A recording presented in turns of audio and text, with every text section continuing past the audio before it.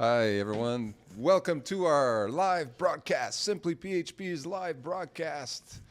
And we have a special guest. We have our senior account manager, V.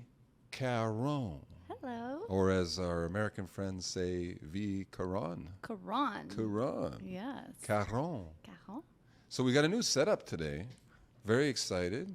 We're very nervous. We are. I think it's super high def. Is this super high def or 4K or? We're at 1080p right now. 1080p? Okay, so high def. And I'm feeling it. I was looking at some test pictures and video, and it's really high quality. It's like you can almost hear a dog barking in the background. It's so high quality. How are you? I'm doing good. How you doing? You said you were a little nervous before this. Is it because of the new equipment? Or It is because of the new equipment. Yeah? And because my dog that you've met a few weeks ago Yes. is under the desk, and she's being very whiny Did right you bring now. your dog to work again? I did. Okay. I did. Yeah, she's adorable. She loves coming here. Yeah, I Yeah. don't blame her. There's We're like, I cool. don't know, 5 or 6 people and everyone's spoiling her. Yeah. That's really cool. Yeah. Yeah, she's, well, we had her on the desk last time, but she's gotten so big lately that I don't think we can put her on a desk anymore. Not anymore. Not anymore for sure. Okay, that's cool. Well, it's, we've had dogs here in the past. She's absolutely awesome, so that's all good. So how are we doing, guys? How does it look?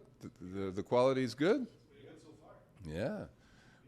We've got Eric. Eric is new to, he's not new to our company, but he's new to doing this job, and he's doing awesome. You sure? Yeah, so far so good. So far so good. All right. Can't wait to have you on the broadcast. So, hey, what we want to talk about today, we want to talk about our Giving Back program. Yep. I guess I'll go over the criteria of the Giving Back program and what it takes to get on the Giving Back program. And I want to ask you a little bit of challenges also about the Giving Back program. So our Giving Back program, the way that it started was, as you know, all of the developers at SimplyPHP are our full-time employees. Not freelancers. So we came into the situation sometimes years ago where we would have developers on the bench. We call it on the bench is basically we don't have a project for them and they're our employees, so we're paying them anyway. And they were feeling bad. They're like, hey guys, I don't have a project. What's going on? And it always takes a little, whenever we have that situation, we know that it's a matter of days or maybe a week or two before a new client comes around or an existing client needs more love. So we were sometimes saying, why don't you just learn, study some PHP or whatever. And then we ended up coming up with the bright idea, why don't we reach out to nonprofit organizations and say, hey, do you guys need any development work? We'll do it for free.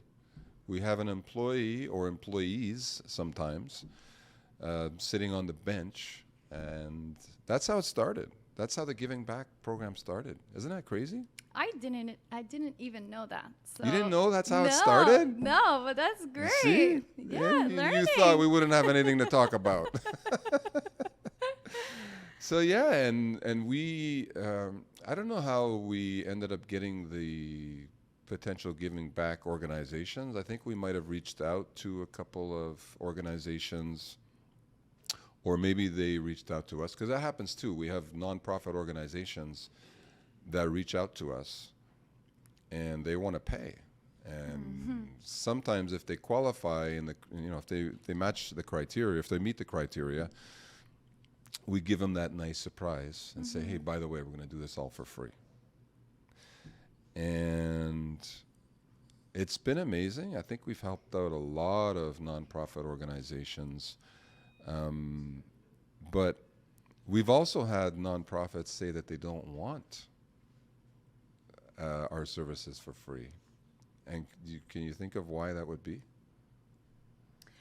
Well, first of all, so as we mentioned before, setting expectations is super important when we do have project kickoff meetings. When we start a project, we always set expectations, and our giving back clients know that they may have a high rotation of developers on their project, because if a developer is on bench, this is when he or her will be working on the project. And then sometimes it kind of just slows it down and things like that, or like there's a loss of knowledge as well that could happen. But majority of the time, they do agree, because they're very excited. They're nonprofits, and they're getting the work for free. So that's the point, right? Yeah. Because we have to prioritize our paying clients. Yeah. So you'll get the services for free. However, you got to kind of live with potential delays or potential staff rotation, which we never like to do. Yeah. But let's say, for example, and I know the Montreal Food Depot is one of our awesome giving back. Shout out to them. Yeah, Montreal Food Depot. They do such great work, and it's local in Montreal, which is great too. But yeah, so that's happened a few times where you get a developer on the bench. So then we assign them to the Montreal Food Depot, and then they get 2-3 weeks under their belt, and it's going really well. And then all of a sudden, a paying client says, "Hey, I need someone to start right away." It's hard for us to not take that developer off of the giving back project, and we do. Yeah. So I guess that's something that a couple nonprofits have kind of walked away from the table from us, because they're like, "No, I want to pay. I want your priority VIP service that you give everyone else." However, if the nonprofit has a loose timeline or not a very strict timeline, then obviously they could save hundreds of thousands of dollars, right? Yeah, most definitely. Yeah. And that's what we're doing with the Food Depot Montréal. What's been challenging for them, though, is that although they may not have urgent deadlines, it's very hard for us, for the project management team, to be able to provide a clear roadmap. Because, when you're a project lead for a client, you're going to want to know when you can promise your deliverables to your stakeholders that are using the application. So that's what's been very challenging for them. However, they are willing to wait. They understand how it works. But we do our best, that when a developer works on the Giving Back project, that we are not cutting the work in between a task. We'll plan to make sure that the task is completed and pushed to the testing environment. So at least, most of the time, I'm not saying all the time, but that's what we try to do most of the time. We make sure that the developer is kind of just not dropping the tools in the middle of the task, and then someone else has to pick up from there. Despite what I say. Yeah. Well, that's, we try to do our best. Sometimes it's not possible, but, we try to do that as much as we can. Yeah, I think it's easy for me because I don't have to break the news to the client. Yeah. which is probably I don't anymore. Yeah. I used to. Yeah. Yeah. I used to have to be the one to give the bad news that, hey, that awesome developer that's been kicking butt on your project, we have to take them off. Yeah. But I guess the end result. But how's it gone? So we've been doing that with them for I guess several months now. Yeah, right? since last spring. Yeah. And I think they actually had a really good code base as well. Oh yeah. Right? Yeah. Okay. They really did. So it was really, really fun for a developer to kind of just jumping into this application, because it was running on the latest version of PHP, latest version of Laravel, and it was on Vue.js as well. So all of these beautiful, modern technologies, which they loved. So they were really excited to work on the project. So yeah.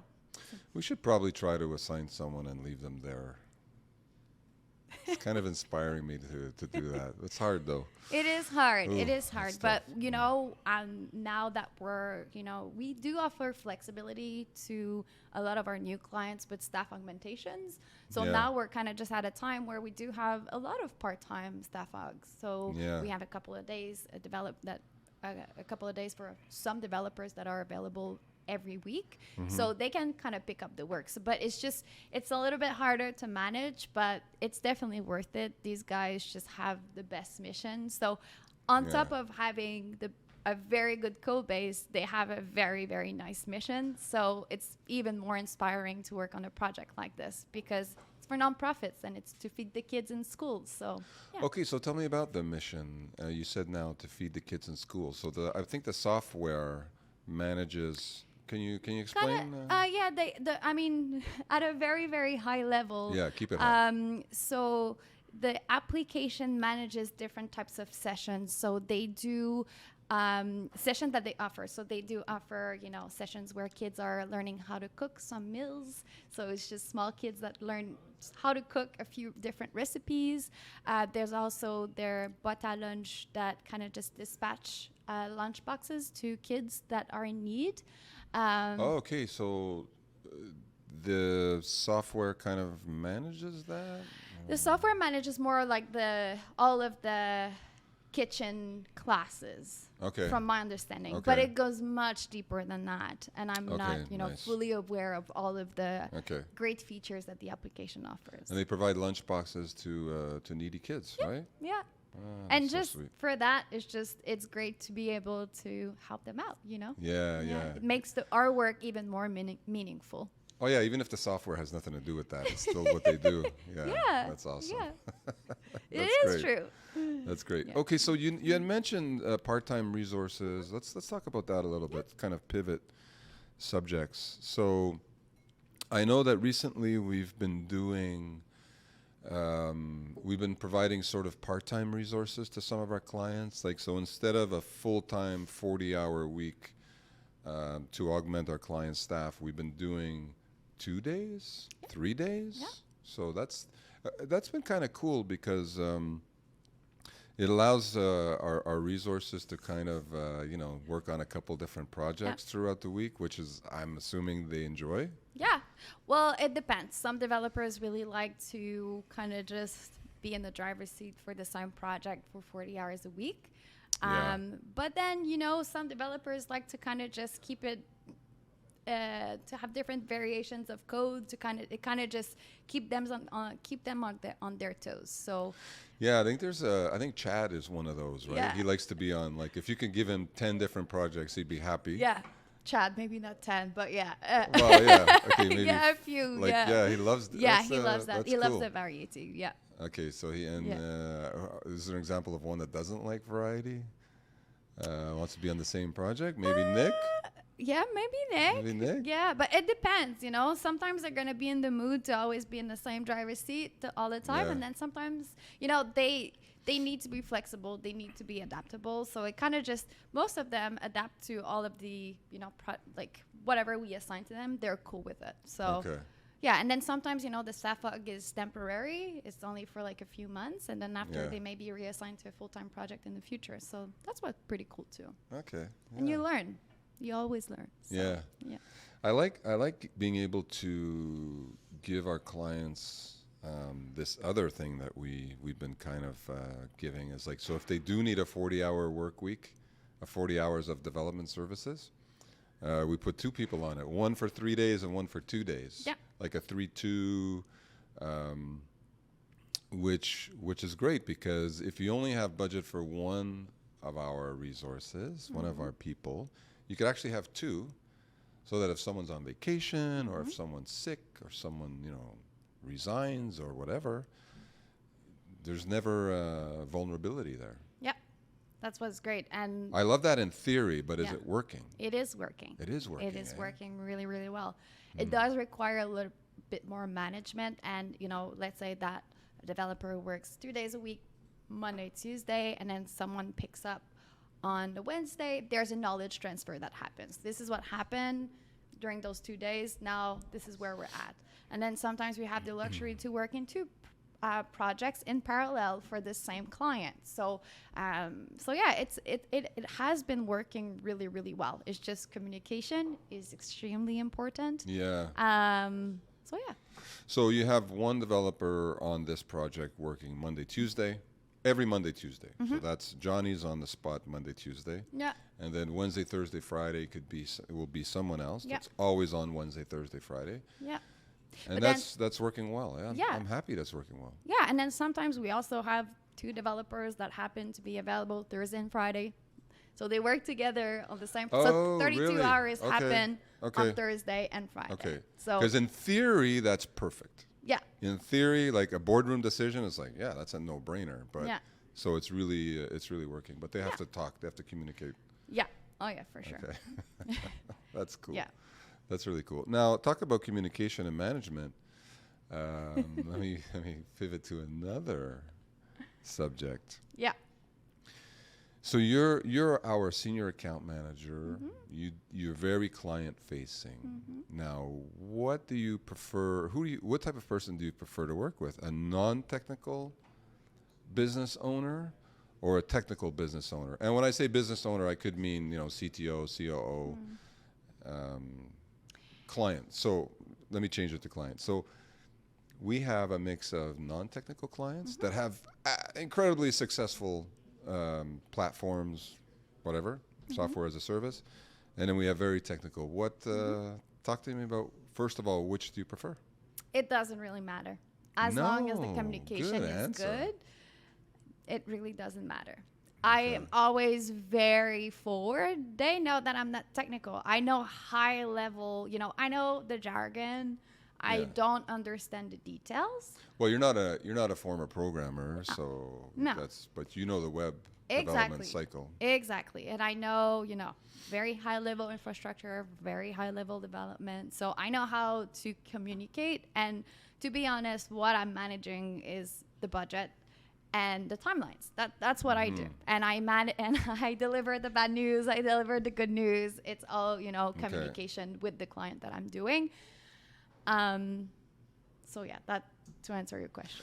So staff augmentation, you're not really managing the budget. You're more managing like the client's happiness and okay. Yeah, and That's cool. participate in weekly status update meetings, making sure that what we discuss, because staff augmentation sometimes still do have some internal deadlines to Yeah. achieve. So Yeah. I need to know what's going on with the tasks that the developer is working on, just to make sure that we do deliver for the clients as well. Okay, nice. And I remember you set up our clients on, was it GitLab? Jira? GitLab? No, before that. Before we integrate, so right now we're using Jira, Yeah. right? But before that, did you set up? We No. were on Zone. Our A couple of clients were on yeah. GitLab or GitHub. yeah, or something like we did set up one. that. Okay. Yeah, we Okay. did set up one, and yeah, it's working well. How do you like Jira? How do you Jira's like good. Jira now? You still Jira's like good. over the Jira's world? awesome. This is Yeah? this is great because the level of participation as well from our team has gone from 50 to 87. Okay. So it has been proven a great success. Developers love working with Jira. There's a lot of collaboration that happens with the client and the dev in Jira. The information is not lost. It's not lost in emails and on Slack, on the phone, in Zoom, wherever. It's all in Jira. So Raf, just so you know, moving to Jira was an awesome decision. It was an awesome decision. The advantage of Jira also, so we'll just circle back to what we were talking about, how happy we are that we moved as a company from our custom ticketing system that we put a lot of time and effort in to Jira, which was a little bit painful at the beginning. Just to make the decision was painful because to basically throw out our custom ticketing system that we worked so hard on. Yeah. To move to Jira was a fantastic decision, and I think a lot of that is on you, V, because you pushed pushed pretty hard for that, right? Since day one. Since or day one. Day 2 or something. There you go.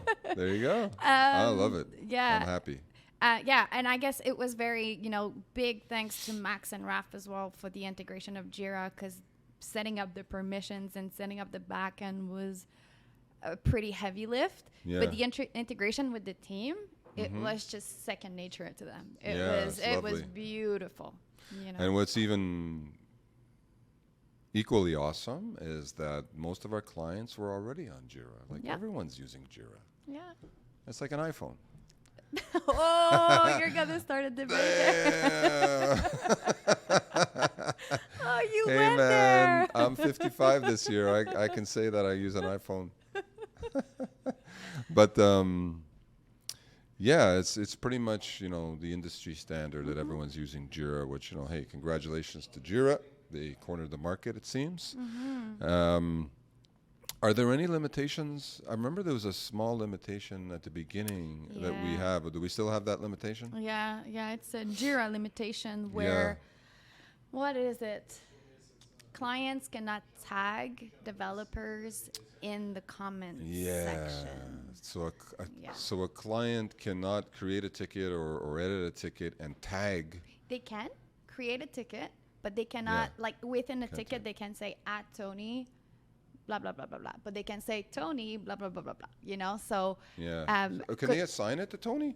I think that, they can assign. Okay. But the thing is, you may not receive a notification in your notification center that someone has tagged you. Assigned me. Yeah. Okay. Yeah. So that's the only thing that's a little bit painful, but we're Okay. getting around it now. Yeah. Okay. And what about what happens when a client? Because I know we offer the flexibility of allowing, if a client has their own Jira install, our developers or yourself are invited onto that Jira, right? Yeah. Yeah. Is that a thing? It is a thing. Okay. It is still a thing. Developers are going to live in the client's Jira environment. Okay. There will be some type of mirroring of the ticket that the developers are working on, but just at a very high level. Just the ticket is called title, the title of the ticket, and maybe there will be a link in the description box. Mm-hmm. And then our developers will still need to log their time in our Jira, so we can provide the time log reports and invoices as well. Yeah, so that's an important thing. So our resources can go into their Jira home, but they still have to basically log their time in our Jira because our invoices and time log reports are sent from our Jira. Okay, Yeah. so let's discuss that. So if a client has, let's say a client has one resource, for example, playing in their Jira, in the client's Jira, no problem. But the resource, the person is still logging their time in our Jira because whatever that person does from Monday to Friday, we send out custom time reports to our clients the following Monday. Yeah. Just so they can see and make sure that they're keeping track of the hours that our resource is committing to them. Right? Yeah. Because they'll be invoiced for those hours. Yeah, that's right. And so the client will see the time log reports. So you have the ticket number with the title of that ticket and a description of what was worked on that day. Okay, So cool. yeah, So that means a client can Monday morning say, okay, Johnny worked 40 hours and he worked on, they could see what they worked on, and they can reference their own Jira to say, hey, what's the delay, or this has gotten done faster than I thought, type of thing. Yeah. All right, that's cool. That's great. And thank you everybody for joining us today. Look for us either next Wednesday or the Wednesday after. Every Wednesday at least we'll try to do a live. So Great. Thanks, all everyone. right, thank you, V. Nice speaking with you. Thank you very much. Peace and love.